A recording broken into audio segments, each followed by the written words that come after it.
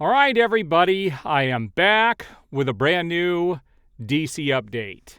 And, yesterday I had that meltdown on that video, which I was definitely blowing off some steam of everything that has happened with my dog for the past week. And just as a quick update, she is doing tremendously well today.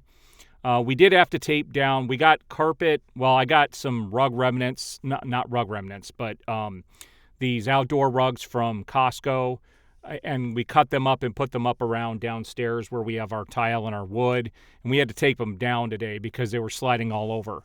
But our dog has been able to get out up on her own now. She's learning how to turn with that leg because it's not fully functional, and she's been able to get up the stairs, down the stairs.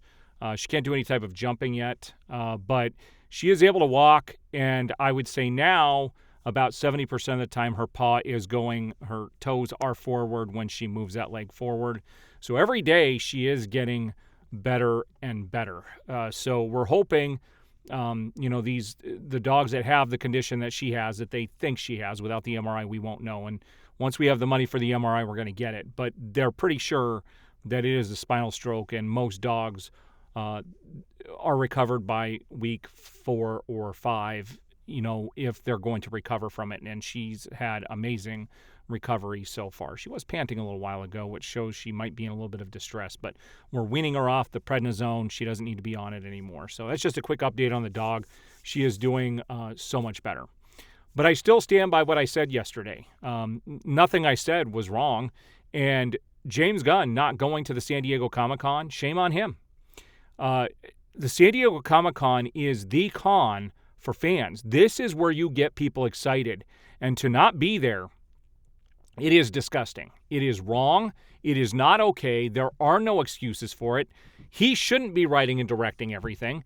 But we're going to take a look at some stuff today. I'm going to show you how stupid Warner Brothers is. Right now, Marvel is hitting it on all cylinders. I went and saw Wolverine, Deadpool and Wolverine the other day. My review is up for that. And I got to tell you, they understand nostalgia and bringing back, Jackman to be Wolverine again. They understand the power of that. And today, Marvel also made another big announcement at the Comic-Con. And I'm going to show you 2 things that are involved in that same project that show you that Marvel's starting to understand what's happening, and DC is going to get left behind again. They are. I guarantee you. We're going to look at a couple of stupid things here today. We're going to look at what they did with the Caped Crusader that's going on Amazon. There are just horrible mistakes and horrible decisions being made left and right by Warner Brothers, whereas Marvel now understands what's going on, and they're making a course correction. Wolverine and Deadpool made $97 million on Friday alone. Can you imagine if they had brought Henry Cavill back for Man of Steel 2 and did a true Batman-Superman team-up as a world's finest movie and brought Ben Affleck to play Batman? Those movies would be on that same level as bringing back Jackman from Logan to play Wolverine again in Deadpool and Wolverine. These are the people that the fans wanted to see. Now, you're going to have people come in the comments and say, well, they didn't draw him in Black Adam. And you're right, nobody is going to the movie for a 5-second cameo, and that's literally what that was. But you cannot deny how on fire the internet was when he announced that he was coming back and that he made the circuit on the studio's request talking about coming back, and then they pulled the rug out from underneath you. Warner Brothers gave the fans the middle finger, and they're still giving the fans the middle finger. And you're going to see that with some of the decisions that they made. They released the logo for DC Studios. We're going to talk about that. And they also released the teaser. Now, I'm not going to show you the teaser that's going to go at the beginning of projects, but it's lame, guys. It's just lazy. It's cheap, and it's lazy. But we're going to look at some of the other stuff today, so let's get started. So as I promised, the first thing I was going to show you guys here is that Michael Giacchino will score the Fantastic Four first steps. Okay, this guy is a grade A composer. He is absolutely amazing. And he's going to be doing Fantastic Four. What is Superman getting? Not an A-lister score. I hate to say it. The guy does a decent job. He's had some good scores, but he is not on the level of Michael Giacchino. Not on the level. Not at all. Kudos. I am looking forward to that score just because he is going to be the composer. That is awesome. This was the other big news. They announced that, yep, Iron Man himself, Robert Downey Jr., is back in the MCU as Dr. Doom. Everybody knows what's going on now. It says Gunn got handed the keys of the effing Titanic. Superman and the DCU are cooked. Abso-freaking-lutely. They do not realize the crap that they just stepped in. This is how you make an announcement at the Comic-Con. Meanwhile, what's going on with DC at the Comic-Con? Let's take a look. All right, so the first photo I wanted to show you here in regards to the DC stuff is there was this picture being posted all over social media the other day, and this is the new universe that DC is creating with their All-In initiative coming up starting in October and really kicking off early next year. So somebody said, did you hear about this? Fake news or real fact? DC finally caves in to fan demands and delivers Snyderverse vision in an all-new universe. Okay, what they are referring to, they are not making Snyderverse into a comic book. What they're doing here is this yin and yang universe where the other half of this universe is going to be dark and gritty compared to the regular DC universe. And so what they were referring to is maybe the tone of the Snyderverse, not the actual Snyderverse itself. So I wanted to make sure and make everybody knew that was what the case was. They are not continuing the Snyderverse at this stage, especially not in comic book form. So yesterday, the Penguin Iceberg Lounge experience at the San Diego Comic-Con had to be evacuated due to a fire. It's pretty crazy stuff. They did get back on track and they were able to come back later, but there was a fire at the Iceberg Lounge during the San Diego Comic-Con. It's pretty much par for the course for DC at this stage. Now, this is something that was brought up, and somebody tagged me in this, and I am going to kind of talk about this here. It said, Guardians of the Galaxy Volume 3 had the same budget as Batman vs. Superman, had a lower box office total, and was widely recognized as a successful movie. Why would Batman vs. Superman, which made more money, be a box office failure? Now, I'm going to point out a couple of things here. First of all, the gross for Batman vs. Superman, if you adjusted it for inflation to today's money, when Guardians of the Galaxy 3 got released, it would have grossed over $1 billion, guys. $1 billion film. And it tanked after that first week because it was a butchered film by the studio. But it still made a crap ton of money. And it did it rather quickly. Had they released the real version of the movie, it would have made even more money. And so for people to even compare this and say that Guardians of the Galaxy is on that level is ludicrous. Now, I thought this was hilarious. So yesterday, they announced, first of all, let's talk about the trailer for Creature Commandos was released yesterday. And yeah, it was a pile of garbage. It looked and sounded and the tone of it is exactly what the Suicide Squad was. So if you love that, you're probably going to love Creature Commandos. If you don't, you're not going to like it. And I put up that article the other day where that executive said that this is going to be more of the same from James Gunn. And they were right. And if that is setting the tone of the DCU, nobody is going to be happy with this. It is not going to survive. It is not going to make it. And why that is the first project to kick off this universe is absolutely ludicrous. Now, they did reveal the new DC Studios logo, and we're going to talk about this logo. I have a love-hate relationship with this logo. But what's funny is James Gunn had to come in and said, here's the video that played at San Diego Comic-Con before the logo reveal. He's more concerned about showing people his video, talking about why they did this logo, than he is just about sharing the logo. He always has to put himself front and center on his social media. I'm telling you, this guy is a freaking narcissist. He is not the guy that's in charge of this logo. He is not DC. And I want to make that very clear.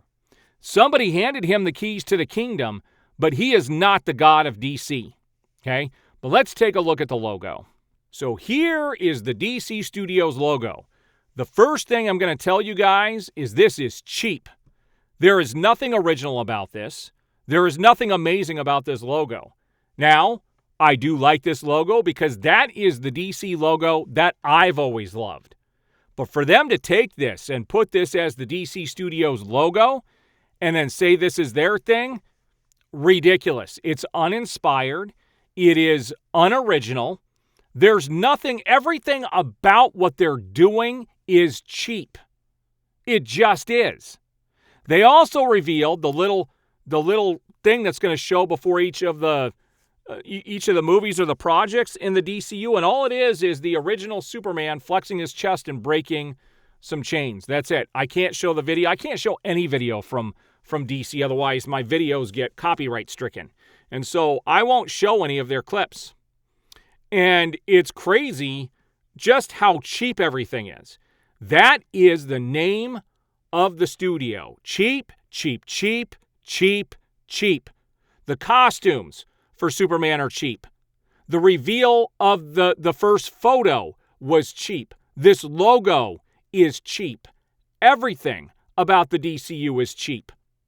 They're not coming to the Comic-Con. It is the place. Do people realize that the San Diego Comic-Con is the fans' Comic-Con? If you're going to reveal something and get people excited, you go to the San Diego Comic-Con. And then there were reports that the Superman teaser is going to be ready shortly. Really?